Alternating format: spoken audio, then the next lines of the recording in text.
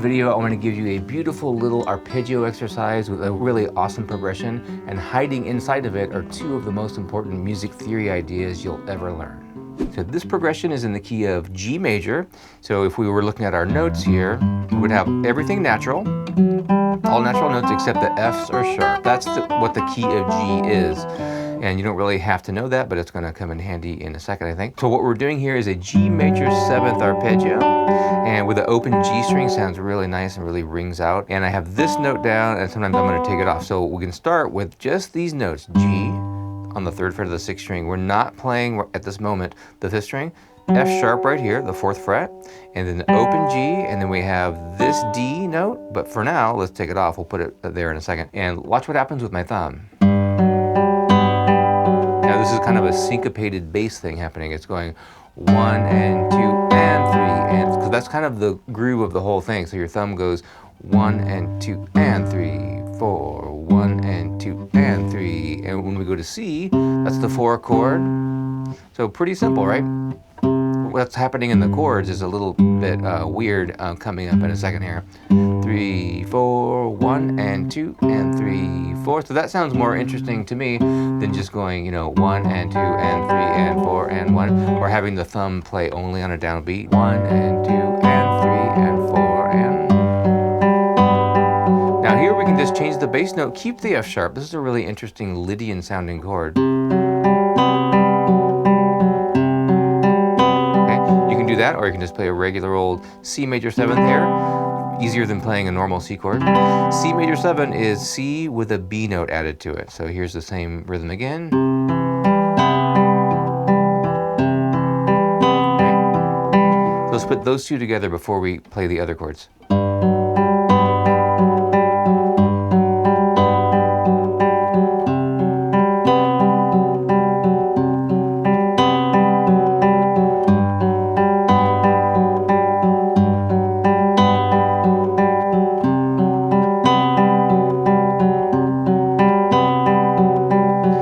You can really make things sound more dynamic. I mean, literally dynamics in music means getting quieter and getting louder. So at the end, sometimes you might try to kind of fade out a little bit. At the end of the measure, that is. 1. Make them kind of faint sometimes. Sounds pretty cool that way. If you like the way I teach, you can get all kinds of tutorials, courses, and tabs in my monthly membership. I teach music theory, improvisation, Spanish guitar pieces from the ground up. Check it out at theversatileguitarist.com/membership. Now let's add in a D note. That's just a note in the key, and see how that sounds different. We can even keep that for the C chord, or go like this to that open string. That's another thing that I was doing there. So there, my ring finger plays that B string on the 3rd fret of the 2nd string there, that D note, and then my middle finger, these are free strokes, plays that string open. So that kind of throws a little bit of a hitch into our arpeggio pattern, but that's a great little practice going, right? Do it with the thumb on that and of 2, 1 and 2 and 3 and 4 and. So I'm doing constant 8th notes here, but you can kind of vary that as well. It might sound good to also go 1 and 2 and 3 and 4, and that gives you time to set up for the next chord if you're switching. Let's try it now. Instead of playing this, the C chord with an F note added is like a Lydian scale type of sound I was mentioning, but let's do it without that. Let's just play this, and then we'll add a B here. So we're going to play around with this D to B note.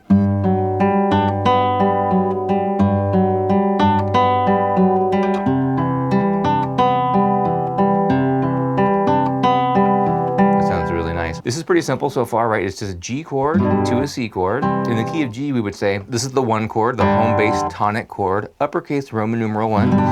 Roman numeral 1 means like kind of the root of everything, or the starting point for the key. And the reason that it's uppercase is that's telling us it's a major chord, right? So this C chord would be uppercase Roman numeral 4. And that's all that's happening here. But what we can do, and you saw me do it at the beginning, was this.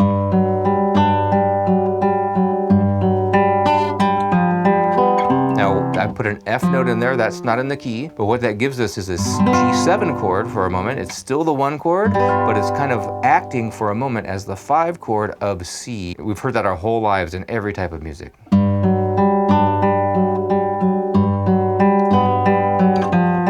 can just do it down just very briefly, or do one measure each of G major 7, then to G dominant 7, which is what that F natural note produces. And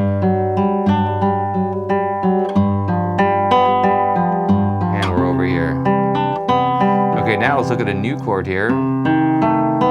That sounds so awesome. Sounds like Clair de Lune by Debussy, if you've heard that old French song. But what's happening there is another really awesome idea. So what we just saw was a 1 chord going to a 4 chord, but on the way it was a dominant 7th, so that's an example of a secondary dominant. So I bring that up in a lot of my videos because understanding that idea really just helps you play things so much better, and it just, you know, increases your music appreciation for sure. And you can start to hear it in songs, even on the radio. It's like, oh, that's a secondary dominant, you know.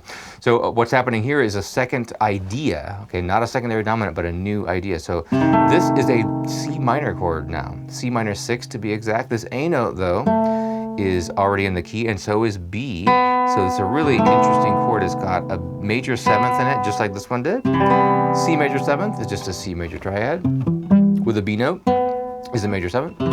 But when we flat this 3, now we have a minor chord with a major 7th and a 6th. We could call this a C minor major 13th chord if we want to get fancy with it. Because when a chord is a 7th chord, our numbers that were even numbers before, like 6, become odd, in this case 13. So 6 is the same as 13. It doesn't matter what you call it.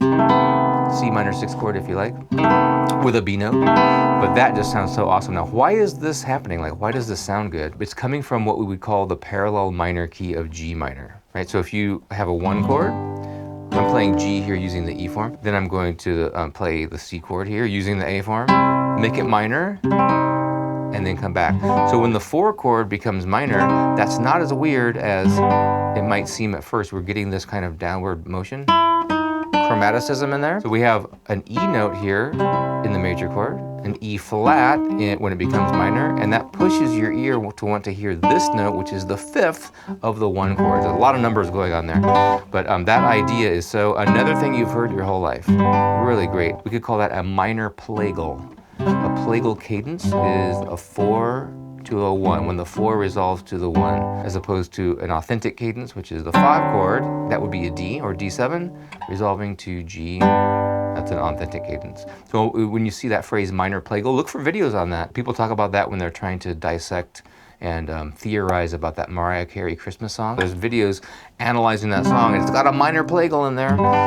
Really great sound. So let's go through this again and see if we can hear and appreciate that kind of thing. That's our 1 chord. We're gonna make it a secondary dominant to get over to the 4. Now it becomes minor. And now we even more want to hear that resolution to G. Really beautiful.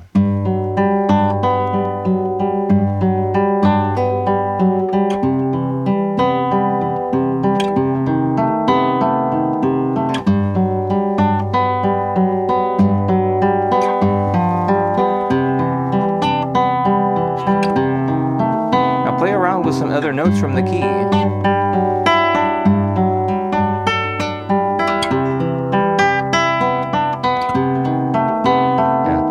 This hypnotic progression. I could just play that all day. It sounds so beautiful. Great exercise for your fingers, and we're also engaging our brain a little bit and thinking about that music theory stuff. Really great thing to do. So let's see if you can do that in another key. Pick another key, try that same idea in the key of C, and see if you can figure out what those chords would be. And if you need some more help with your arpeggio technique, it's a really important thing for the right hand that we need to get good at. Check out this video where I show you a classical guitar study that I use every day to perfect my arpeggio technique.